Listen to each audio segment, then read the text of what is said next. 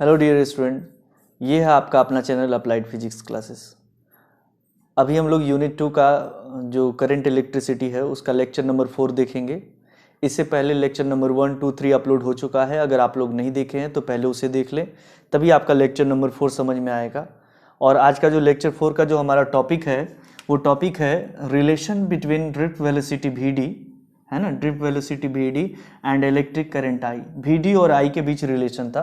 जो previous lecture था उसमें हम लोग वी डी और ई के बीच रिलेशन देखे थे, जो कि फॉर्मूला था हमारा V D is equal to E tau divided by M. ठीक है ना, ये फॉर्मूला हम लोग प्रीवियस वीडियो में देखे हैं। और आज हम लोग ड्रिफ्ट वेलोसिटी और इलेक्ट्रिक करंट के बीच रिलेशन देखेंगे। अब देखो, ये रिलेशन आगे बढ़ाने से पहले हम लोग सबसे पहले इस फिगर के बारे में देखते हैं। और ये फिगर हम लोग इस पर एक दो बार पहले भी डिस्कस कर चुके हैं इस फिगर पे ऑलरेडी। तो यहाँ पर देखिए आप लोग, इलेक्ट्रिक फील्ड एस्टेब्लिश है फ्रॉम लेफ्ट टू राइट, और इलेक्ट्रॉन का जो मोशन हो रहा है फ्रॉम राइट टू लेफ्ट हो रहा है, that means opposite to the direction of electric field. और इस तरीके से आई करंट फ्लो हो रहा है। अब ये जो कंडक्टर है ये सिलेंड्रिकल है, इसका लेंथ कितना है L और इसका क्रॉस सेक्शन एरिया कितना है A।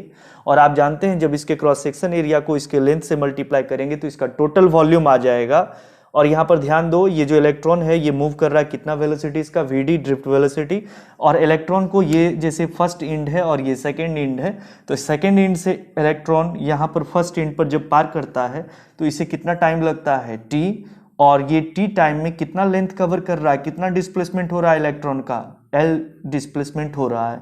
तो आप लोग यहाँ पर वेलोसिटी का ये भी फॉर्मूला अप्लाई कर सकते हैं। Velocity VD is equal to क्या लिखेंगे हम, L अपॉन T। तो ये काम का फॉर्मूला है, ये यूज होगा आगे, आप लोग ध्यान दीजिए यहाँ पर। तो चलो आज हम लोग स्टार्ट करते हैं अब इसके आगे। और यहाँ एक चीज ध्यान देना, ये N क्या है, तो N यहाँ नंबर ऑफ फ्री इलेक्ट्रॉन्स नहीं है, बल्कि number of free electrons per unit volume है। यानी पर यूनिट वॉल्यूम में जितने नंबर ऑफ फ्री इलेक्ट्रॉन्स है उसकी संख्या यहाँ पर N है। ये total number of free electrons नहीं है। टोटल निकालने के लिए हम लोग क्या करेंगे, जैसे इसका ये तो पर यूनिट वॉल्यूम में इतना इलेक्ट्रॉन है, तो इसका टोटल वॉल्यूम कितना है A इंटू एल AL। ठीक है, तो इसके टोटल वॉल्यूम को पर यूनिट वॉल्यूम में जितना इलेक्ट्रॉन है उससे मल्टीप्लाई कर दो तो तुम्हारा आ जाएगा total number of free electrons in entire volume of the conductor. ठीक है, तो चलिए हम लोग आगे रिलेशन को बढ़ाते हैं। और आज हम लोग ये भी देखेंगे, हो सकता है आगे चल करके आज ही का जो है लेक्चर में मोबिलिटी ऑफ चार्ज कैरियर, उसको भी, उस टॉपिक को भी हम लोग कवर करेंगे। तो चलिए हम लोग देखते हैं क्या है इसमें। Let I is equal to electric current flowing through the conductor, और इसके बाद L क्या हमारा, which is length of conductor. L is equal to length of conductor. Conductor का लेंथ कितना हमारा L है। और हम लोग देख रहे हैं A is equal to cross section area of the conductor, cross section area of the conductor. ठीक है, तो देयरफॉर इसका वॉल्यूम निकाल लो, तो volume V is equal to cross section area into क्या कर देंगे हम, लेंथ से इसको मल्टीप्लाई। ये ध्यान रखना, ये आगे यूज होगा। Drift velocity VD is equal to length upon time. ठीक है ना, तो चलो अब हम पूरा इसको मिटा देते हैं, फिर आगे हम लोग देखते हैं इसमें क्या है। तो क्या था, volume V is equal to area, cross section area into length. Cross section area को लेंथ से मल्टीप्लाई करोगे तो इसका क्या आ जाएगा, हमारा वॉल्यूम आ जाएगा, कंडक्टर का वॉल्यूम आ जाएगा। तो चलो अब हम लोग देखते हैं आगे क्या था, VD, ये volume V is equal to area into length. ठीक है, अब हम लोग लिख लेते हैं, if N is equal to number of free electrons per unit volume,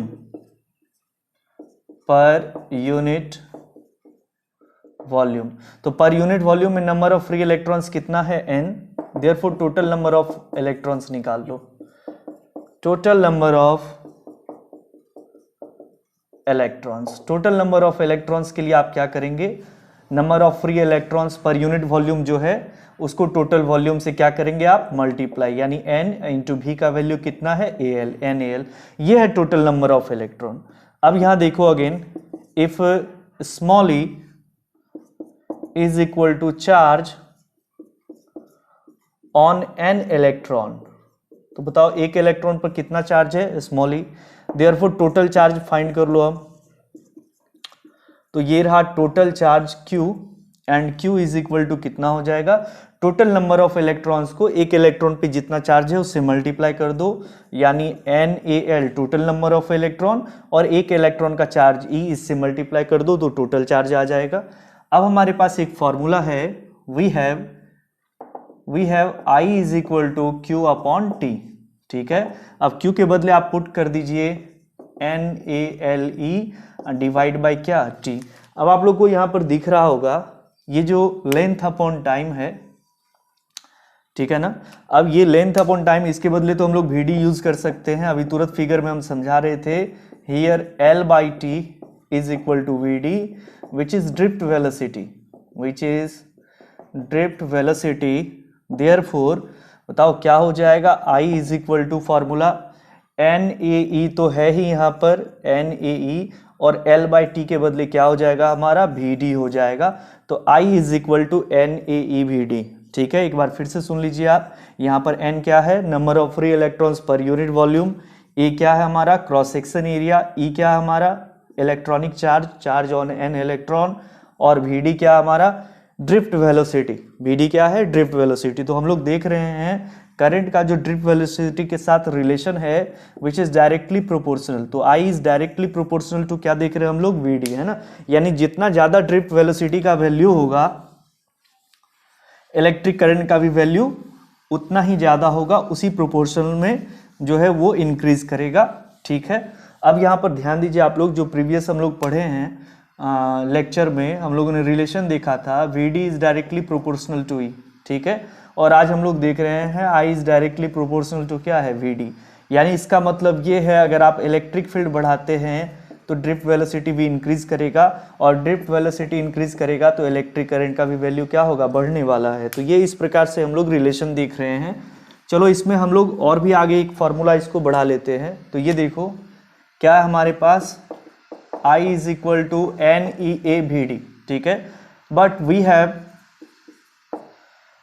Vd is equal to E tau divided by m, ठीक है ना। तो Vd is equal to E tau divided by m, ये वैल्यू यहाँ पर put कर दो, therefore I is equal to क्या हो जाएगा, NeA तो है ही, और Vd के बदले E tau divide by m। अब देखो small E into small E square हो जाएगा, तो NaE square E tau divided by m, ये भी हमारा इलेक्ट्रिक करंट का फॉर्मूला बन जाता है, ठीक है। तो आप लोग सारा फॉर्मूला को याद रखिए, ठीक है। अब फॉर्मूला याद नहीं रहेगा तो आगे का और भी जो एक्सप्रेशन है वो समझ में नहीं आएगा, इसलिए आपको फॉर्मूला याद होना चाहिए। कई बार ये सब फॉर्मूला जो है डायरेक्टली ऑब्जेक्टिव में पूछ लिया जाता है, तो आपको अच्छे से आना चाहिए, तभी आप सही ऑप्शन टिक कर पाएंगे। चलो ये था रिलेशन, ठीक है। डायरेक्टली ये क्वेश्चन कई बार पूछा जा चुका है कि relation, find the relation, establish the relation between electric current and drift velocity. तो ये रहा इलेक्ट्रिक करंट और ड्रिफ्ट वेलोसिटी के बीच रिलेशन। अब हम लोग नेक्स्ट टॉपिक आते हैं which is mobility of charge career.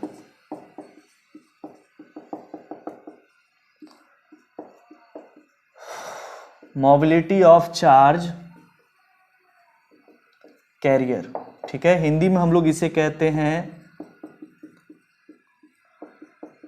आवेशवाहक, ठीक है, की गतिशीलता। मोबिलिटी ऑफ चार्ज कैरियर यानी आवेशवाहक की क्या है, ये गतिशीलता है, ठीक है।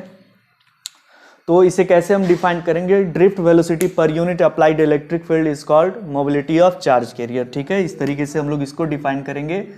तो क्या लिखना है, ड्रिफ्ट वेलोसिटी पर यूनिट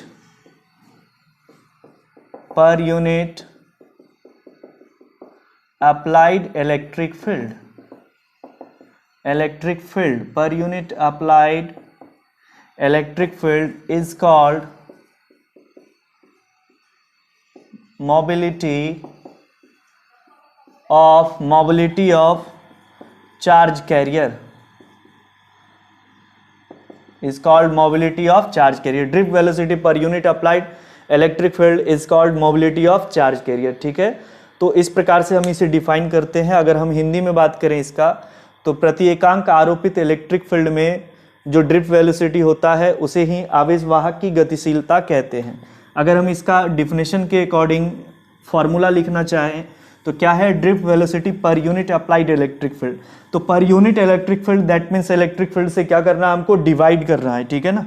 तो ये देखो mobility of charge carrier is equal to क्या हो जाएगा, ड्रिफ्ट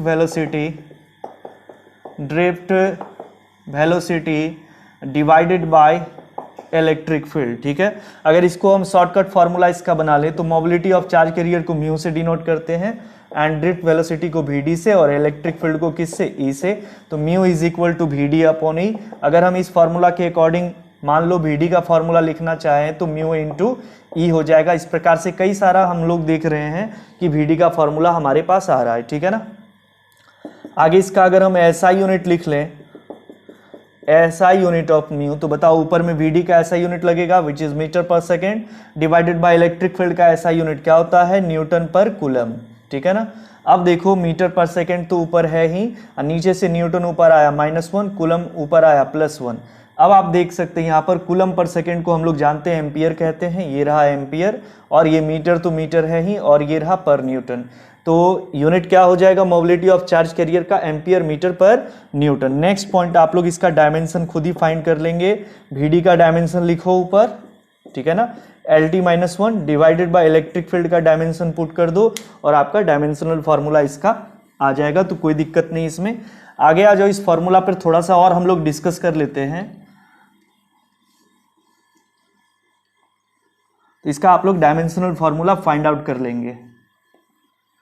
चलो इस फार्मूला पर थोड़ा हम लोग और डिस्कस अगर करें तो क्या हमारा formula, mu is equal to VD divided by electric field E, ठीक है ना।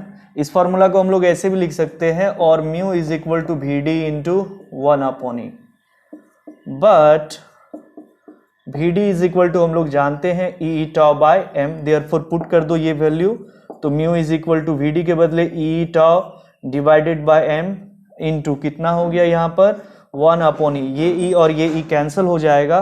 तो और म्यू इज इक्वल टू क्या वैल्यू आएगा, ई टाउ डिवाइडेड बाय एम। तो ये भी मोबिलिटी ऑफ चार्ज कैरियर का हमारा फॉर्मूला हो सकता है, ई इंटू टाउ। टाउ क्या है, relaxation time, divided by m mass of electron, e क्या है, चार्ज ऑन एन इलेक्ट्रॉन। आगे नेक्स्ट हम लोग ये भी फॉर्मूला कर सकते हैं, जैसे अभी हम लोग पढ़े थे I is equal to NeAVD, और I is equal to NEA, तो ठीक है, और VD के बदले हम लोग म्यू इंटू ई भी पुट कर सकते हैं, ठीक है ना। तो फार्मूला में कोई दिक्कत नहीं है, आप लोग को जितना फार्मूला याद रहेगा आप आसानी से उससे नेक्स्ट फार्मूला फाइंड आउट कर सकते हैं, कोई प्रॉब्लम नहीं है। तो ये था लेक्चर नंबर 4 का आज का टॉपिक हम लोगों का, यहाँ तक का आप लोग इसे अच्छे से कवर कर लीजिए, और नेक्स्ट अब हम लोग मिलते हैं नेक्स्ट लेक्चर नंबर 5 में। तब तक के लिए थैंक्स।